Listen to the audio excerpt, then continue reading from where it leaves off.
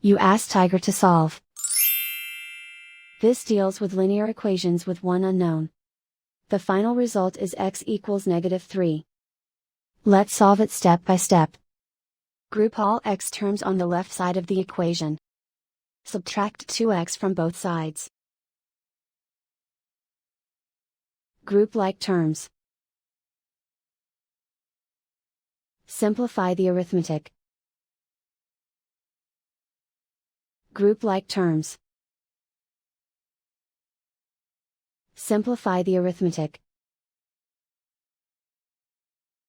Group all constants on the right side of the equation. Add 6 to both sides. Simplify the arithmetic.